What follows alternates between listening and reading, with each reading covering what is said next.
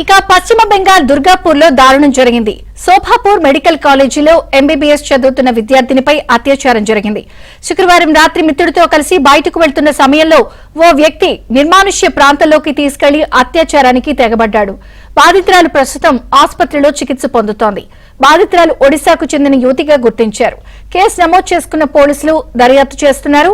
కాగా 2024లో పశ్చిమ బెంగాల్ అర్జికర్ ఆసుపత్రిలో జూనియర్ డాక్టర్ పై అత్యాచారం చేసి హత్య చేసిన ఘటన దేశవ్యాప్తంగా ఎంతో సంచలనంగా మారింది.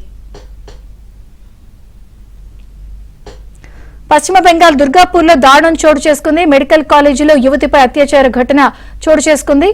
వివరాలు ఢిల్లీ బ్యూరో చీఫ్ కృష్ణ అందిస్తారు. కృష్ణ, విజయ్ చంద్రిక, నిజంగా ఇది గతంలో ఏదైతే ఢిల్లీలో జరిగినటువంటి నిర్భయ కాండ తరహాలోనే ఇది కూడా జరిగిందని చెప్పొచ్చు. అయితే నిర్భయ కాండలో నిర్భయ మరణించింది, కానీ ఇక్కడ మాత్రం అదృష్టవశాత్తు మహిళ ఏదైతే విద్యార్థిని కొన ఊపిరితో ఉందనే చెప్పొచ్చు. పశ్చిమ బెంగాల్లోని దుర్గాపూర్ నగరంలో ఉన్న శోభాపూర్ ప్రైవేట్ మెడికల్ కాలేజ్ వద్ద ఈ ఘటన జరిగింది. గురువారం రాత్రి సమయంలో ఈ సంఘటన జరిగింది. కొంత ఆలస్యంగా ఇది వెలుగులోకి వచ్చింది. ఒడిశాకు చెందినటువంటి 23 ఏళ్ల ఎంబీబీఎస్ 2వ సంవత్సరం చదువుతున్నటువంటి విద్యార్థిని రాత్రి 8:30 గంటల ప్రాంతంలో విద్యార్థిని కాలేజీ బయట తన స్నేహితుడితో కలిసి బయటకు వెళ్ళింది.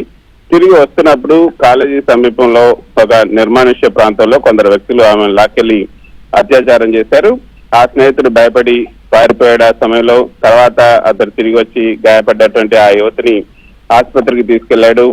ఆమెకు తీవ్రమైనటువంటి గాయాలు ఉన్నప్పటికీ ప్రాణాపాయం లేనట్లు వైద్యులు అయితే తెలిపారు. ఆమె ప్రస్తుతం దుర్గాపూర్ ఆసుపత్రిలో చికిత్స పొందుతుంది. పోలీసులు కేసు నమోదు చేసి దర్యాప్తు ప్రారంభించారు. సమీపంలో ఉన్నటువంటి సీసీటీవీ ఫుటేజ్లు, కాలేజ్ గేట్ వద్ద డ్యూటీలో ఉన్నటువంటి సెక్యూరిటీ గార్డులు, అలాగే బాధితురాలతో ఉన్నటువంటి స్నేహితుని కూడా పోలీసులు విచారిస్తున్నారు. నిందితులను గుర్తించడానికి ప్రత్యేక బృందాలు కూడా ఏర్పాటయ్యాయి. స్థానిక ప్రజా సంఘాలు, వైద్య సంఘాలు, మహిళా సంఘాలు ఈ ఘటన పైన తీవ్ర ఆగ్రహం వ్యక్తం చేస్తున్నాయి. నిందితులను తక్షణం పట్టుకొని కఠిన శిక్ష విధించాలని కూడా డిమాండ్ చేస్తున్నారు. రాజకీయంగా కూడా ఇది దుమారం లేపుతుంది.